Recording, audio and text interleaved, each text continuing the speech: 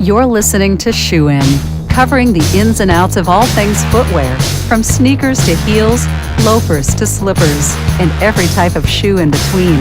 Brought to you by the FDRA, the Footwear Industries Association focused on retail, trade, politics, and fashion, helping create and enhance conversations on all things footwear. And now your footwear insiders, Matt Priest and Andy Holt. What's that, Andy? I don't know. That's just my happy sound. That's your happy sound? Is that what you do when you go home from work? Whoop, whoop. That's right. I'm out.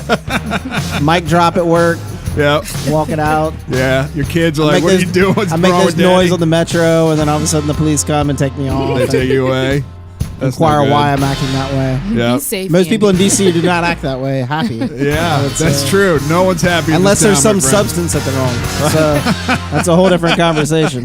But this is shoeing, folks. We're That's talking right. about shoes, Yep. not sin. Nope. Nope. Jasmine, how are you today? Great. Well, that's Fabulous. two. That's two. Wonderful. 2 in 2019. I called her out on one time because she was always just like, I'm doing okay. Yeah. What was me? I got to put up with these clowns every all right. day. 9 to 5, you know. Just want to Girls go back to gotta my. do what a right. girl's I just gotta want to do. go back on Instagram at my apartment. You know. Yeah, right. Oh, my gosh. All right. Folks, this is Shoe and Show. This is the weekly podcast for the industry, and we talk about all sorts of things impacting our industry. We talk about product issues, so different segments. We talk about sourcing challenges, import challenges, retail trends and issues, transformations, innovations. Yep. And you know, kicking off the year, we're really focusing in on some serious issues impacting our industry. Issues like diversity. Yeah. And diversity and how that helps foster innovation, and how diversity ensures that our brands are globally competitive and reaching different types of markets and different types of people. That's right. Yeah, and this being Black History Month, we couldn't think of a better person to come on and talk to us about diversity, about driving diversity within our industry. None other than Geoff Green, who's Vice President of Talent Acquisition at Let's hope he's still on the air after that intro. yeah, exactly, at Foot Locker. Jeff, welcome to Shoe and Show. Are you still there, Jeff? Come in, Jeff. I'm still here, and I'm digging the energy. Okay, good. Awesome. Well, we are so glad that you're here because you're a leader. You work for a company that's a leader in our industry, and this is Black History Month. And so we wanted to pick your brain on all the different ways in which companies should explore how they drive diversity within all the different ranks within their companies. And I think the industry is having a conversation. We had D. Wayne Edwards on prior episodes this month talking about similar issues from Pensole.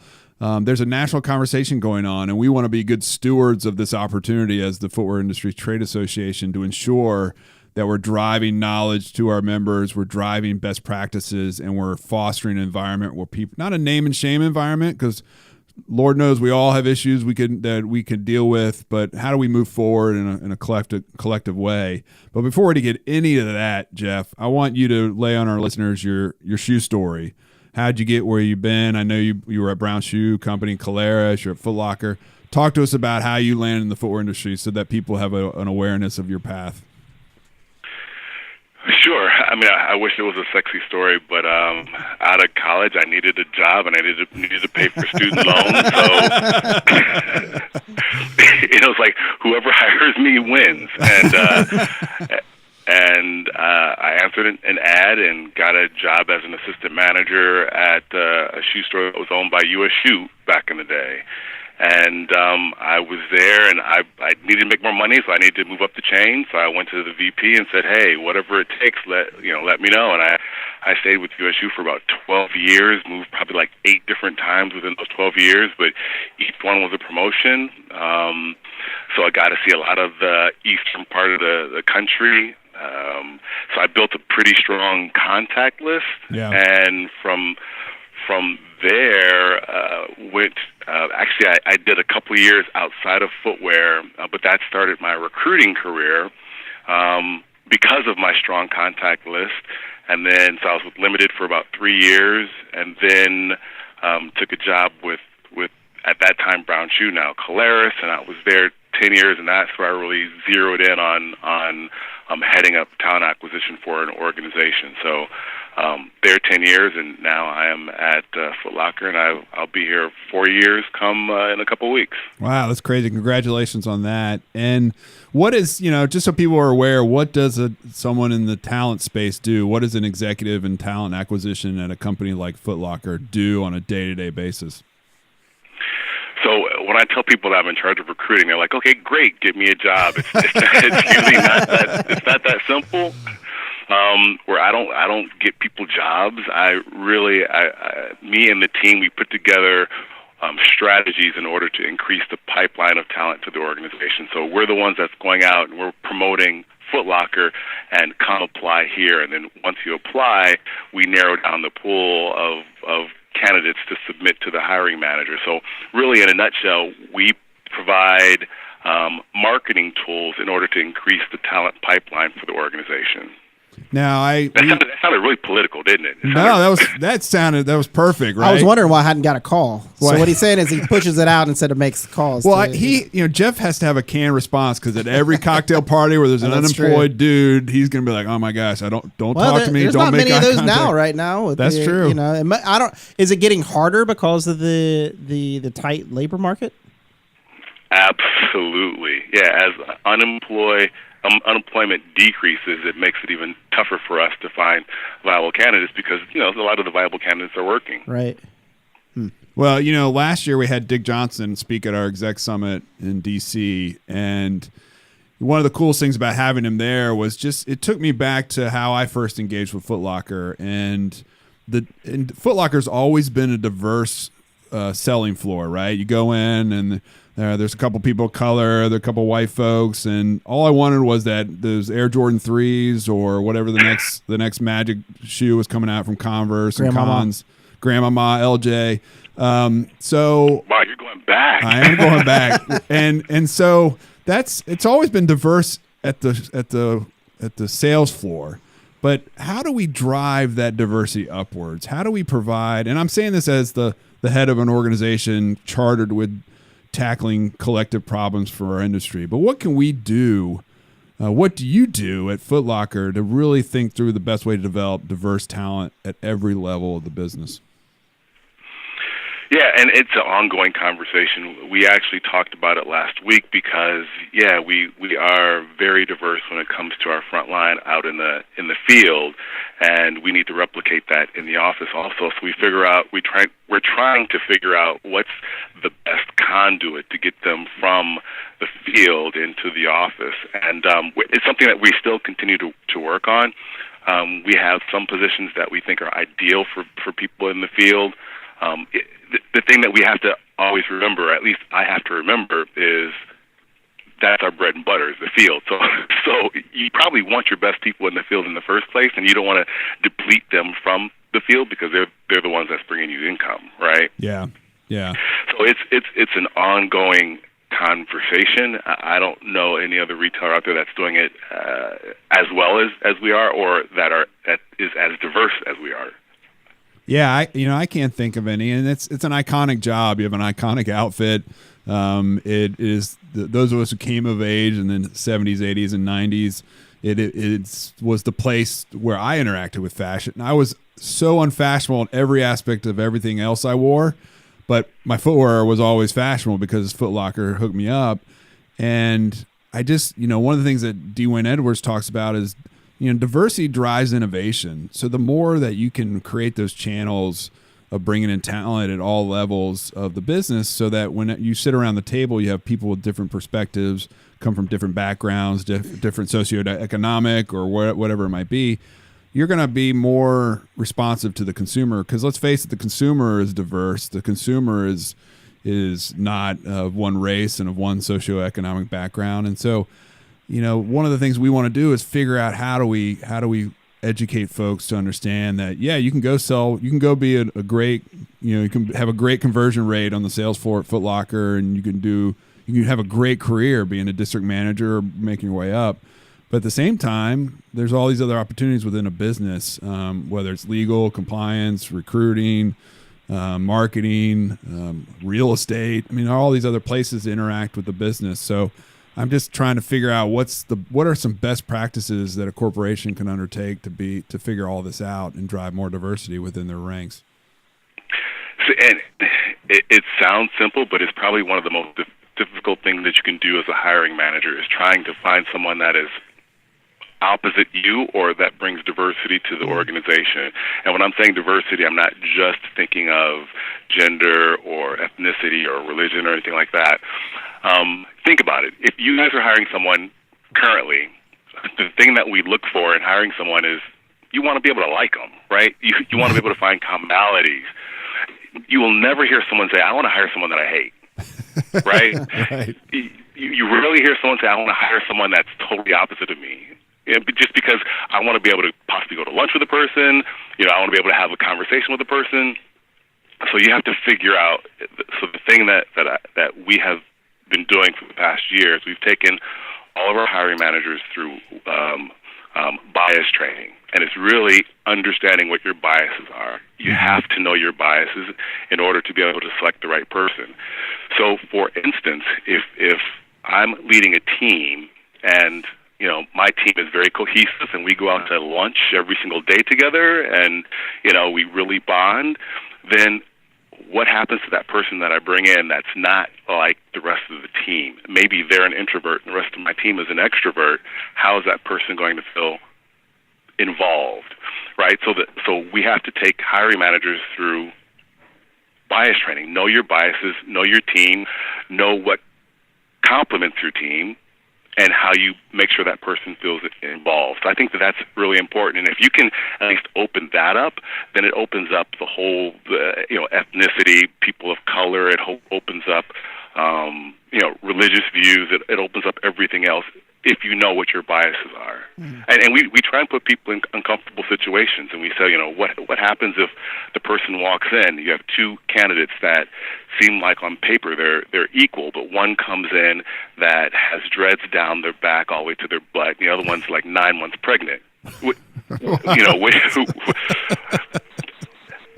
And no matter what you say, you guys had a vision in your head, right? Yep. And you already prejudged the candidates.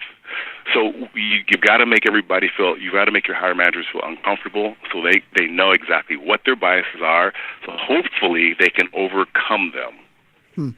And what do you feel like the shift what has caused this shift? I feel like this has become, a real hot topic, and I'm not sure where it started from. So with you being in the industry and this being your job, where do you feel like it came from? I think someone recognized that the buying power that people of color have, and that companies, and this is outside of footwear, but companies weren't marketing to their constituents, to the consumers, to the people of color. And then when you start looking at census, and this is going back 10, 15 years ago, and they were projecting what the census looked like in 2020, it was astonishing because the people of color were slowly becoming the majority instead of the minority. Mm-hmm. And then if I were leading a company, I'd be like, uh-oh, are we focusing on the right things? Mm-hmm. Yeah. I mean, you think about it now, I don't know what the exact statistics are, but if you look at just African Americans and Latin Americans, I want to say that the two of them make up at least 30% of the U.S. At least. And that's, easily. That's the census probably 2 or 3 years ago. So imagine if you add in Native Americans, Asian Americans, those that that are unknown, we could easily be up to 50%. Yeah, exactly right. And what things do you feel like your Foot Locker has done to do you have any special programs or anything that you feel like you guys do well that supports diversity? Yeah, I do. A lot of companies, they think that they have a diversity initiative, and then they go to a historically black college like Howard or Spelman or Morehouse, and that's it. Yeah. Right? We went to these schools. Mm-hmm. We've got a couple of resumes. It really can't stop there. Once again, you've got to train your associates on what to look for, because once again, I'm probably going to hire someone that I like, that likes basketball, that I can talk basketball to, I'm probably going to hire that person. But what we do is besides training the hiring managers, we also, each recruiter has an organization, a diverse organization that they partner with. Whether it's the Jackie Robinson Foundation, Black Retail Action Group, there's Alpha Organization for Latin American Accountants. I mean, I can go on, but each recruiter has a diverse organization that they partner with, so they know that we're putting, our money where our mouth is. It's not that we're just saying we have a diversity initiative, but we want to do stuff, whether it's hosting meetings here, whether it's sponsoring meetings wherever they're having meetings at, the Hispanic Chamber of Commerce. I mean, really getting involved in different organizations that might not even be right for our organization. Like, for instance, we might not be looking for accountants, but we still want to partner with the National Association of Black Accountants. So at least we're getting the word out there, because chances are they know someone that knows someone. Right. And they know that, okay, Foot Locker is the real deal. We're getting after diversity in a organic type of a way. Is this how kind of from your perspective, kind of talent acquisitions changed? I mean, was it in the past where it was kind of a broad stroke, where it was kind of you post something out and hope people respond, and maybe a few people in networks, and now it seems like more targeted. You're trying to reach out to different communities. You're trying to target a little bit better, and spread it out a little bit more. And then also to that point, how, in terms of how your job has changed and trying to acquire the right talent, how has like social media and the whole like kind of online experience kind of opened up for you guys? Because I mean, I know there's so many people out there that share every single bit of their life online, and how does that impact how you guys look and find people? Wow, you asked a couple of questions. Yeah, so sorry. the first, yes, I think talent acquisition has evolved into there's still a lot of companies that don't have a broad talent acquisition department, so a lot of the recruiters still continue to post things, right? And that is fine, and they wait for the talent to come to them. So that's what we call active job seekers. I think a lot of the top talent are not active job seekers. There's a lot that are passive, so that's why talent acquisition folks have to go into organization and find people where they are. If I really wanted to recruit Steph Curry, chances are he's not going to respond to a posting. Right. I'm probably going to have to post myself somewhere up in Northern California and find this dude, right? Yeah. So that's the difference in old school just posting and new school, where you have to go where those top talent where they are. So that was the first part. Yeah, and the second part was about social media. So like, what, as someone who is trying to get hired, I don't know how to phrase it right, but I feel like people post way too much than they probably should online. And I'm just wondering how you guys use social media channels to find talent and vet talent. Yeah, social media is key for all of us in TA to find talent. Even if we're using aggregators, I mean that's how if I were looking for a Matt Priest, and I could easily just Google Matt and figure out what social media platforms he's using, and then I can go on there and hopefully gather some information, whether it's LinkedIn or whether he's on Facebook or if he's on Pinterest. That's how we end up finding a lot of people, where back in the day, it used to be considered cold calling. Right. And rarely do you ever hear of a recruiter saying, I'm cold calling someone now. Usually it's more warm, because you got some intel on this person, because everyone's findable. That's a Jeffism, findable. But well, and that you have to realize that everyone's findable, and everything you put out there is seeable, and that might preclude you from being considered if you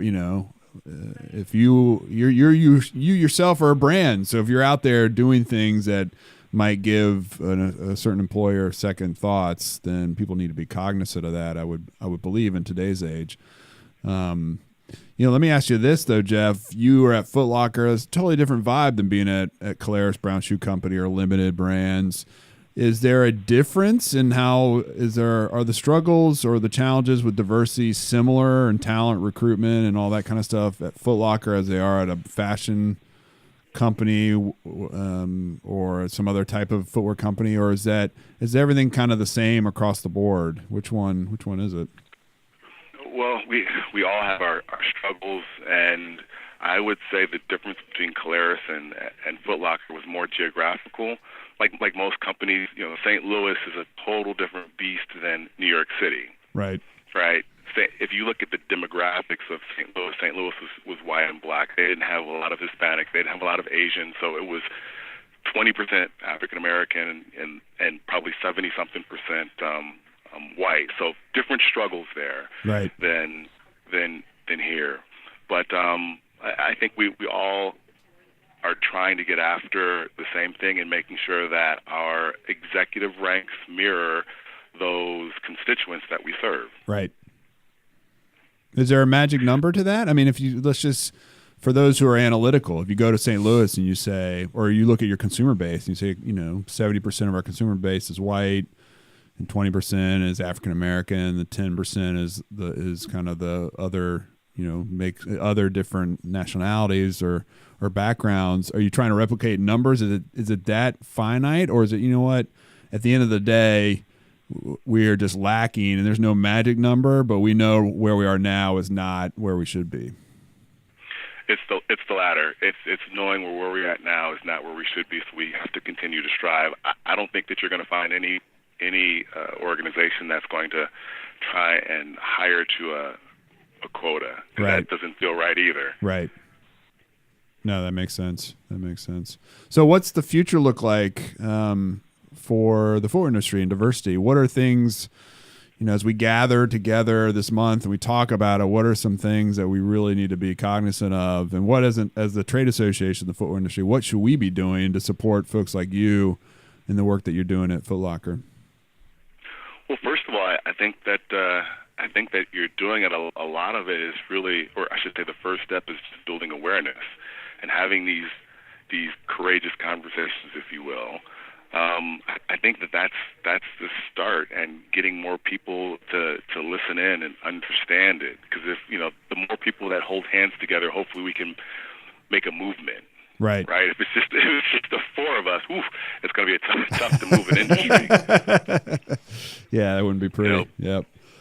Yeah, but I mean, if you get the Dick Johnsons in there, and you get the CEOs, and you get them to really talk about it, and after they talk about it, then put actions to those words, and get their teams of people together to actually do something, then I think that would be huge. That would be huge. Well, we will keep doing that drumbeat. We're excited about it. One of the things we didn't talk about, maybe we should real briefly before we get to what you got, what you're getting, is your involvement with 210. And talk to us more about what you do with the 210 organization, 210 Foundation, and how that may even play a role in what we're trying to do on the diversity side. Yeah, so I belong to the HR committee for 210, and I've been involved with them for, I don't know, I hate to say it, probably 15 years, ever since they started the HR committee. And we started out with a forum that we have together of HR professionals to talk about HR stuff in the footwear industry, and we normally do it during the Fashion Footwear Association of New York conference in June. This year, we're looking at how do we reach more HR professionals, because a lot of footwear companies don't have a robust HR department, and those that do have HR, they don't have travel budgets, so they're not going to come out to our symposium in June. Right. So we're going to actually start doing webinars and talk about things like how do you acquire and retain talent, especially the Gen Zers that are going to be looking for something totally different than the baby boomers. Like for instance, something like a 401k might not be as important to a Gen Zer because they don't plan on staying somewhere a year in order to actually indulge in the 401k. So, what kind of benefits do we make that's attractive to that Gen Zer? So things like that I think would be very interesting for us in footwear and across industries. So those are some of the things that we're going to have on our webinar. That's cool. No, that makes a lot of sense. It seems that everyone's travel budgets are tight, and even if they have a travel budget, they don't want to spend that much time with you these days. They want to be on to the next thing. So it makes a lot of sense. So we'll keep people posted on those opportunities with 210 and the HR webinars. But until then, Jasmine, why don't you come in and kick us off on our world famous "What You Got, What You Gonna Get" segment? Yes, so we're going to do what you got, what you're getting. So we will discuss a little bit about what we have on currently and what we are planning to get. So I will kick it off with, I don't know what shoes I have on. These are shoes that I found at the bottom of my closet, and they were just good for the weather today. So I put them on. But the more fashionable side of me would like to get a pair of Air Maxes. I have avoided the Air Max train for I don't know what reason, because when I was a kid, I used to love them and I used to have a whole bunch. But there's so many colors, and they even have one with crystals on them. So I am interested in those. I don't know if I'm going to be able to afford them, but we will see. Bling. But they're gold and they're like iced out. They're wonderful. So yes, Air Maxes are on my list. Can you get those at Foot Locker? Footlocker.com? I'm sure you can get them on footlocker.com. Absolutely. What about you, Geoff? What you got and what you gonna get? Ooh, okay. What I've got on right now I'm into comfort and I'm got on just regular Vans, black on black Vans. Yeah. But I'm telling you, I'm digging the new Nike self-lacing ones. Oh, you beat me to the punch. Yeah. The Adapts. I have no idea how much they're gonna. Yes. I have no idea how much they're going to cost. $350, my friend. $350. $350. Okay, how about if I get the right one? If you get the left one, That's right. Well, Trey, if you're size 12, you got to get yourself a deal. I'll squeeze my foot into there. It'll adapt to your bigger foot. There you go.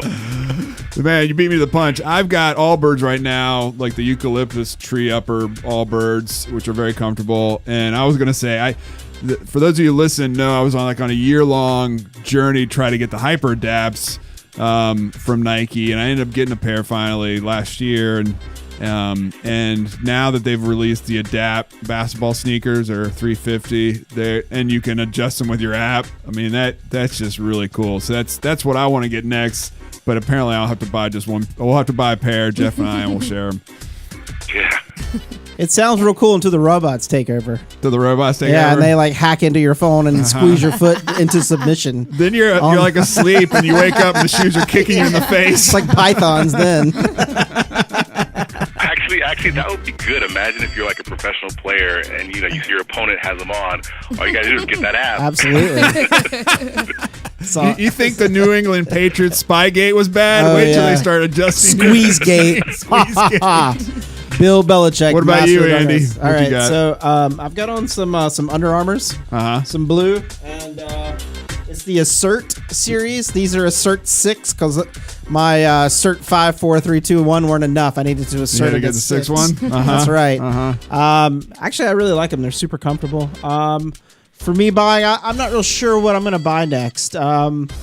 I think I need to buy actually some dress shoes. I think I'm going to be doing a lot of work on the Hill this year. Yeah. For some of our new initiatives to help the industry. Right. And I need a pair of really nice dress shoes. So maybe Alan Edmonds. Yeah. Maybe my friend Diane at Caleres might throw me a bone and get me a pair. That'd be nice. I know she's listening right now. I know she is a fan. So I looked into Jasmine's crystal ball shoe that she just bought with the crystals and forecast that she actually is.